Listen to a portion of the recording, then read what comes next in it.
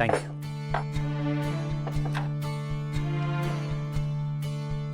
आवडलं restaurant? Good evening sir. Good evening madam.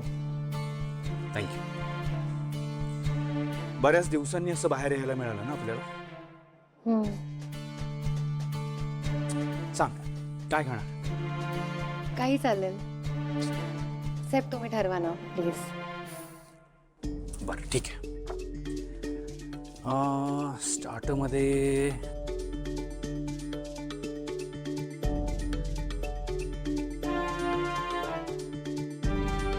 ए नेत्रा, तू आता ईशा आणि रीमाचं टेन्शन घेऊन बसू नकोस. हे बघ, घरी फाल्गुनी आहे, केतकी काकू आहे, इंद्राणी आत्या आहे. तिघी आहेत घरी. दोघींना सांभाळतील व्यवस्थित.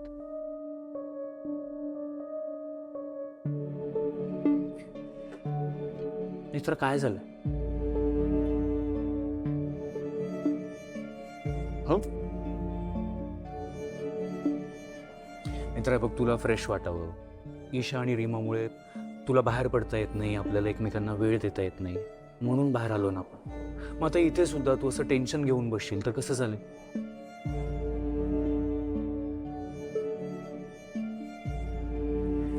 मित्र मला सांग काय झालं एक्झॅक्टली? गेले काही दिवस बघतोय मी तू स्वतःच्याच तंद्रीत आहेस. काय चाललंय?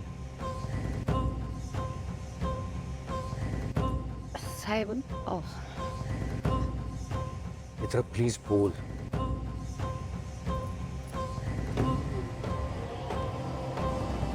साहेब मला रीमाची काळजी वाटते. म्हणजे तुम्हाला आठवतंय त्या दिवशी भूमिपूजनाला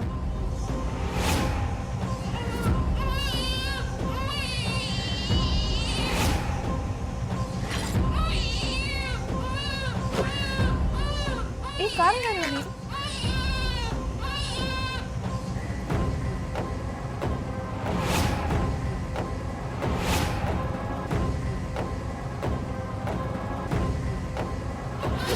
काय झालं ना? चट्टे कसले उठतात? आणि साहेब एवढंच नाहीये, तुमच्या बोलण्यावरून मला असं सुद्धा वाटतं की कदाचित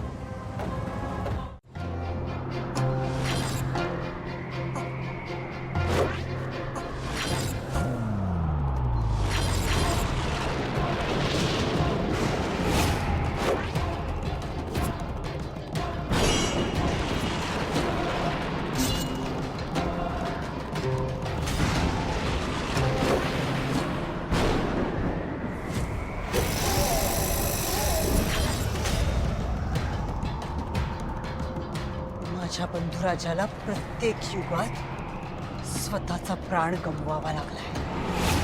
त्रेतायुगात प्राण गमावला माझ्या बंधुराजाने आणि आता कलियुगातही तेच झालं. बंधुराज विरोचकाचा कायम स्वरूपी विनाश झाला.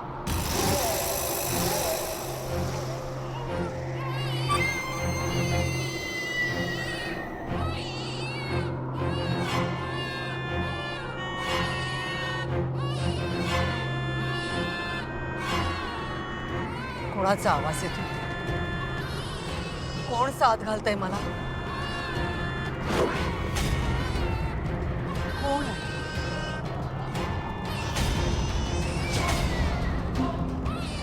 कोण साथ घालतंय?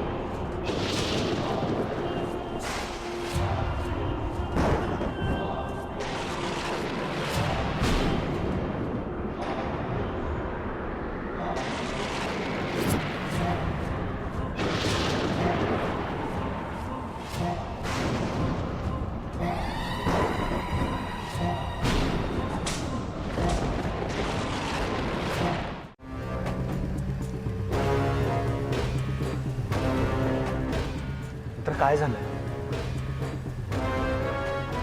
साहेब आपण लवकर घरी जाऊया. तर पण काय झालं मला सांगशील का?